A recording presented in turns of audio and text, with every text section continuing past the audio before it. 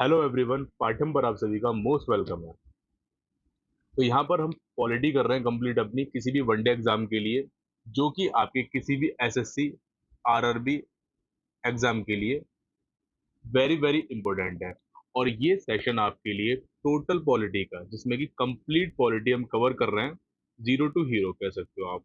Zero to hero बनाने के लिए आपको सबसे बड़ा जो इशू होता है किसी भी स्टूडेंट का, वो जीएस पोर्शन होता है या जी के पोर्शन होता है।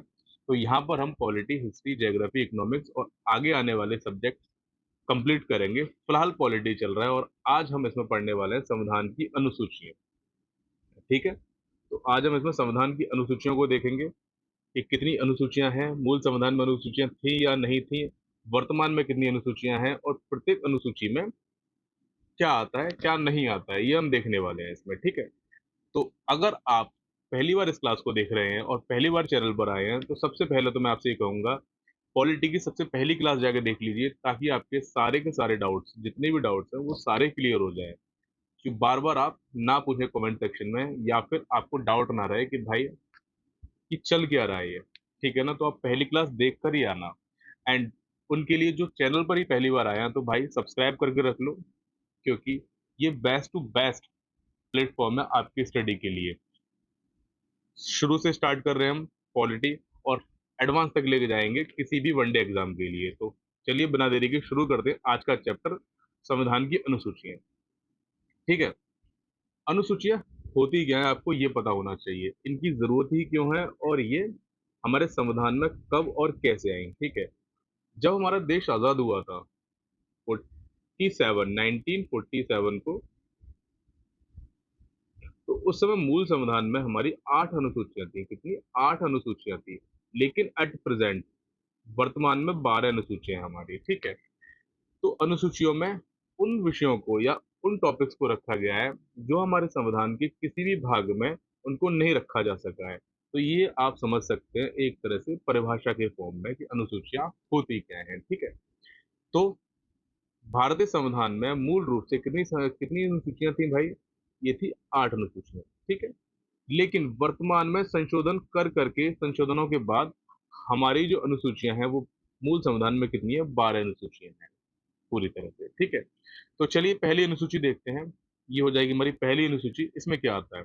इसमें भारत के राज्यों और केंद्र शासित प्रदेशों के नाम और उनकी क्षेत्रीय सीमाएं शामिल हैं। ठीक है, हमारे भारत में जितने भी राज्य हैं और जितने भी केंद्र शासित प्रदेश हैं, जैसे कि उत्तर प्रदेश हो गया, दिल्ली हो गया, चंडीगढ़ हो गया, असम हो गया, उन प्रदेशों के नाम के नामकरण क्या है, नाम क्या है, क्या चीज है वो, और उनकी क्षेत्रीय मतलब एरिया वाइज उनकी जो सीमाएं हैं, सीमाएं का मतलब उनकी जो बाउंड्रीज हैं, उनके बारे में जानकारी हमें कहाँ मिलती है? वो हमारी पहली अनुसूची में मिलती है। ठीक है, दूसरी अनुसूची के बारे में देखते हैं। तो हमारी दूसरी अनुसूची हो जाएगी, इसमें जितने भी हमारे हाईएस्ट ऑफिशियल्स हैं हमारे देश की सर्वोच्च कमांड में, जैसे कि हमारा राष्ट्रपति हो गए, राज्यपाल हो गए, न्यायाधीश हो गए, अध्यक्ष हो गए, प्रधानमंत्री हो गए, और एग्जेक्ट्रा एग्जेक्ट्रा। ठीक है, उनके वेतन, भत्ते और स्पेशल अधिकारों का विवरण जो दिया गया है, वो हमारी अनुसूची दूसरी में दिया गया है।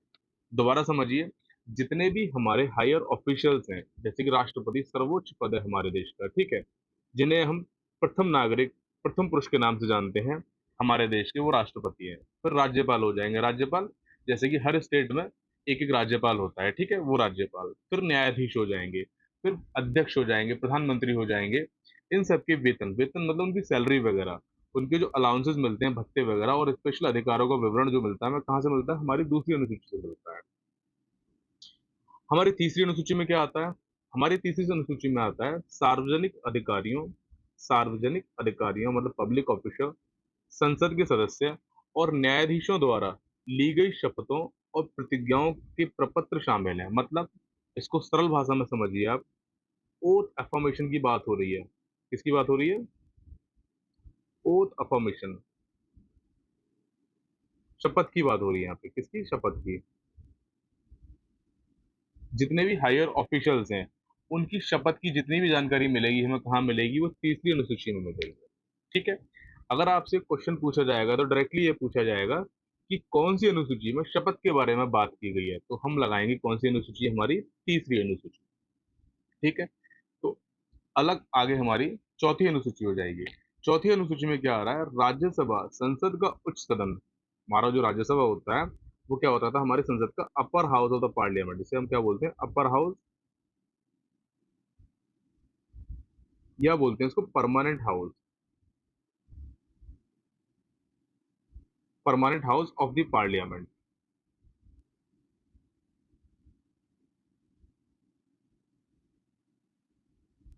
ऑफ द पार्लियामेंट में प्रत्येक राज्य और केंद्र शासित प्रदेश के लिए सीटों के आवंटन का उल्लेख है। मतलब राज्यसभा में अलग अलग राज्यों से, राज्यसभा, हमारे संसद में दो सदन होते हैं, एक राज्यसभा एक लोकसभा। राज्यसभा को हम क्या बोलते हैं, अपर हाउस या permanent house of the parliament.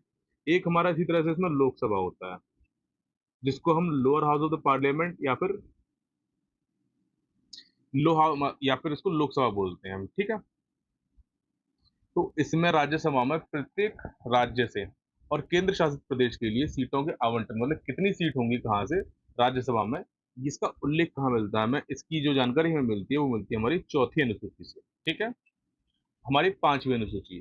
अब पांचवी अनुसूची में क्या आ रहा है, पांचवी अनुसूची में आता है कुछ राज्यों में अनुसूचित क्षेत्रों, अनुसूचित मतलब शेड्यूल एरियाज, अनुसूचित जनजातीय क्षेत्रों मतलब एसटी, शेड्यूल ट्राइबल एरियाज के प्रशासन और नियंत्रण के प्रावधानों की रूपरेखा प्रस्तुत करती है।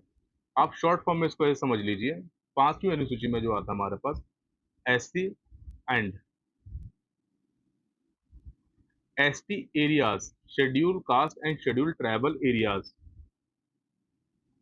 एरियाज के एडमिनिस्ट्रेशन के बारे में, एडमिनिस्ट्रेशन, एडमिनिस्ट्रेशन के बारे में, एडमिनिस्ट्रेशन को ही हम प्रशासन बोलते हैं, उनके रूपरेखा और नियंत्रण प्रावधानों के बारे में बताया गया है इसमें, ठीक है। पांचवी अनुसूची में हमारी छठवीं अनुसूची जो हो जाएगी उसमें है, इसमें असम, मेघालय, त्रिपुरा और मिजोरम राज्यों में जनजातीय क्षेत्रों के प्रशासन के प्रावधानों को विवरण दिया गया है। दूसरे शब्दों में समझिए आप, हमारे जनजातीय क्षेत्र हैं, जो ट्राइबल एरियाज हैं हमारे स्पेशल, कौन कौन से, असम, मेघालय, त्रिपुरा और मिजोरम, मिजोरम में administrative, administrative area, administrative administration के बारे में इन क्षेत्रों में, ठीक है, स्पेशल एरियाज कहलाते हैं हमारे। इसी प्रकार से सातवीं अनुसूची हो जाएगी हमारी। सातवीं अनुसूची में हमारी संघ सूची, राज्य सूची और समवर्ती सूची। समवर्ती सूची जिसे हमने कहाँ से लिया, ऑस्ट्रेलिया के संविधान से लिया, कहाँ से, ऑस्ट्रेलिया के संविधान से, ठीक है, नामक तीन सूचियों का उपयोग करके संघ और राज्य सरकारों के बीच विधायी शक्तियों को विभाजित करना, मतलब करती है। ये कहाँ से जानकारी मिलती है हमें, ये मिलती है सातवीं अनुसूची से। अगली हो जाएगी हमारी आठवीं अनुसूची, जो कि हमारी ऑफिशियल लैंग्वेज से रिलेट करती है। ऑफिशियल लैंग्वेज मतलब हमारी जो भाषाएं रहती हैं, हमारे वर्तमान में कितनी ऑफिशियल लैंग्वेज है हमारी, 22, लेकिन मूल संविधान में कितनी थी, 14 भाषाएं थी। चलिए आइए इन 14 भाषाओं को थोड़ा सा जानकारी ले ले रहे हैं। जब हमारा मूल संविधान लागू हुआ था सन 1950 में, 26 नवंबर 1949 को, इसमें 15 आर्टिकल तकरीबन पूर्ण रूप से लागू कर दिए गए थे। बाकी के संपूर्ण संविधान को 26 जनवरी 1950 को लागू किया गया था पूरे भारतवर्ष के अंदर। ये आप सभी लोग जानते होंगे, भली बात है। तो ये 1950 में जब संविधान लागू हुआ था तो कितनी भाषाएं थी हमारी ऑफिशियल लैंग्वेज, 14 भाषाएं थी, ठीक है। अब ये कौन कौन सी थी, असमिया, बंगाली, गुजराती, हिंदी, कन्नड़, कश्मीरी, मलयालम, मराठी, ओडिसी, पंजाबी, संस्कृत, तमिल, तेलुगु, उर्दू, ठीक है, ये 14 भाषाएं थी। इसके बाद में जो 8 भाषाएं ऐड की गई हैं, ये कौन सी थी इसमें, अब सबसे पहले जो ऐड की गई थी 15वीं भाषा वो थी 21वें संविधान संशोधन 1967 के द्वारा सिंधी भाषा को ऐड किया गया था।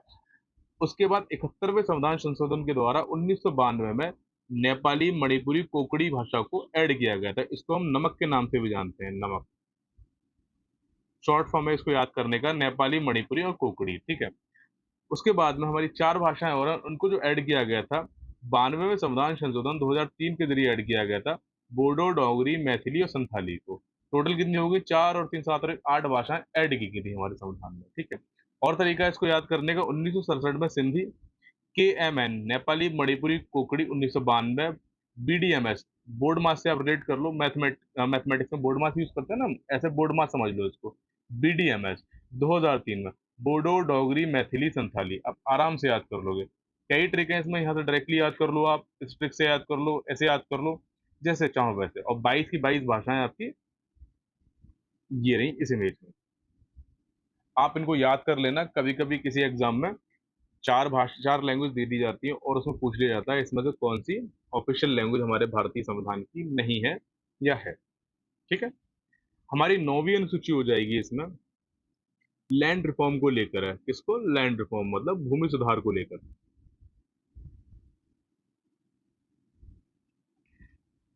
ये हमारा पहला अमेंडमेंट था, फर्स्ट कॉन्स्टिट्यूशन अमेंडमेंट।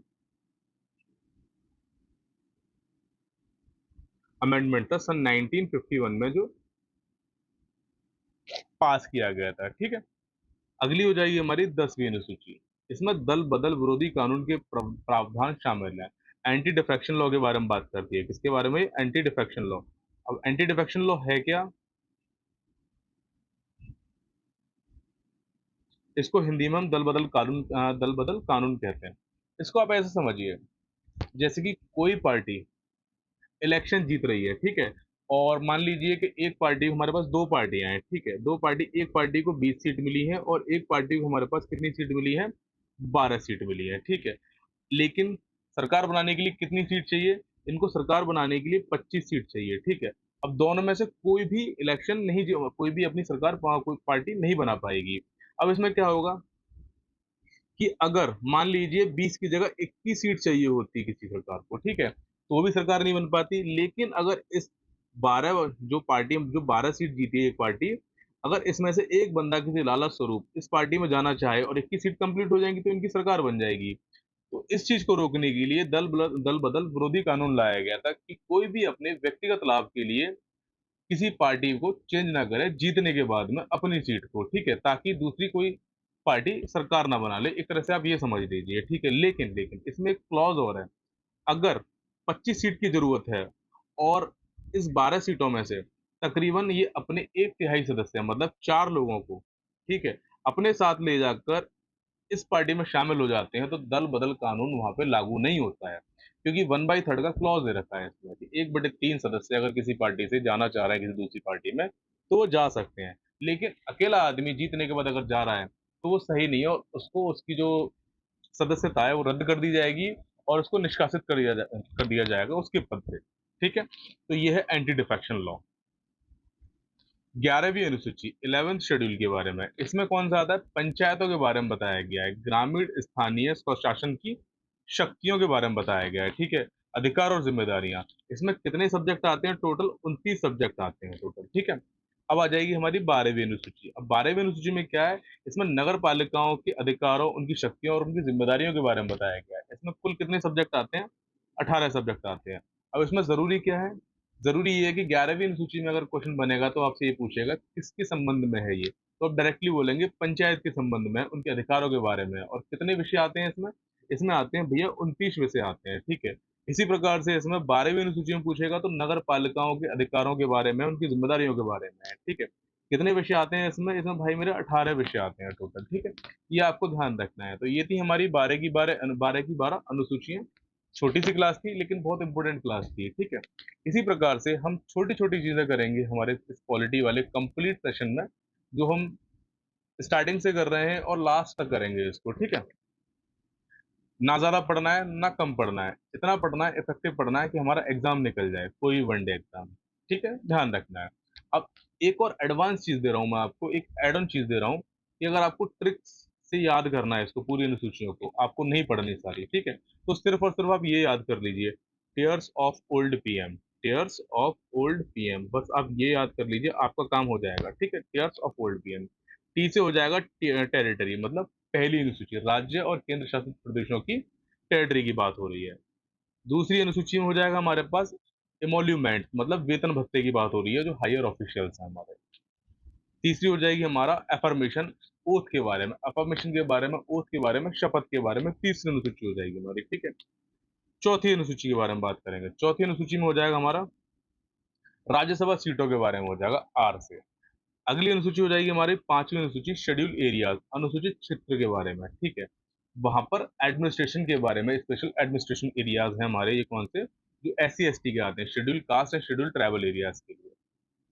छठवीं अनुसूची हो जाएगी हमारी अदर शेड्यूल एरियाज के बारे में, जैसे पूर्वोत्तर राज्य हो जाएंगे, असम वगैरह की जो हमारे इनके बारे में हो जाएंगे, ठीक है।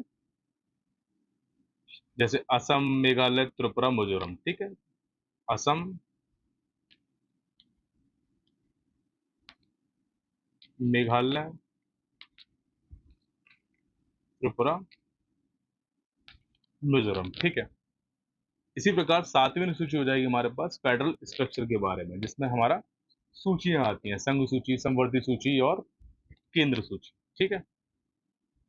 आठवीं अनुसूची हो जाएगी हमारा ऑफिशियल लैंग्वेज के बारे में, हमारी कितनी भाषाएं हैं, 22, मूल संविधान में कितनी थी हमारी भाषाएं, सॉरी, मूल संविधान में हमारी कितनी भाषाएं थी, 14 भाषाएं थी, और वर्तमान में कितनी, 22 भाषाएं। कितनी भाषाएं ऐड की गई, 8 भाषाएं। कौन कौन सी ऐड की गई थी हमारी, सिंधी, नेपाली, मणिपुरी, कोकड़ी, बोडो, डोंगरी, कश्मीरी और संथाली, ये हमारी 8 भाषाएं ऐड की गई थी, ठीक है।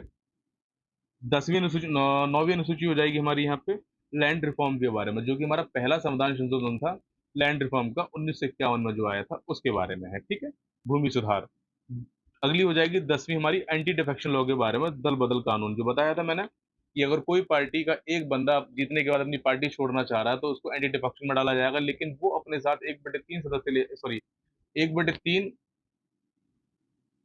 10वीं अनुसूची एंटी डिफेक्शन लॉ, जिसमें कि हमारे पास 1/10 सदस्यों को अगर ले जाता है तो एंटी डिफेक्शन लॉ नहीं लगेगा, दल बदल उन पे नहीं लगेगा। मैंने पीछे आपको इसमें 10वीं अनुसूची में 1/3 बताया है, 1/3 की जगह यहाँ 1/10 कर लीजिएगा, ठीक है, वो माइंड से स्लिप हो गया था। अगली 11वीं अनुसूची हो जाएगी इसमें पंचायत, और 12वीं अनुसूची हो जाएगी म्यूनिसिपालिटीज। इसमें कितने सब्जेक्ट हैं, 18 सब्जेक्ट हैं। इसमें कितने सब्जेक्ट हैं हमारे, इसमें 29 सब्जेक्ट हैं टोटल, ठीक है। तो ये था आज का सेशन। अगर इसकी आपको पीडीएफ चाहिए तो कहाँ मिलेगी, आपको पीडीएफ मिलेगी हमारे टेलीग्राम चैनल पर। इस क्यूआर कोड को स्कैन करने के बाद डायरेक्टली आप टेलीग्राम चैनल ज्वाइन कर लीजिएगा, वहाँ इसकी आपको पीडीएफ मिल जाएगी, ठीक है। तो चलिए, आज के लिए धन्यवाद, मिलते हैं आपसे अगली वीडियो में, तब तक के लिए पढ़ते रहिए और आगे बढ़ते रहिए।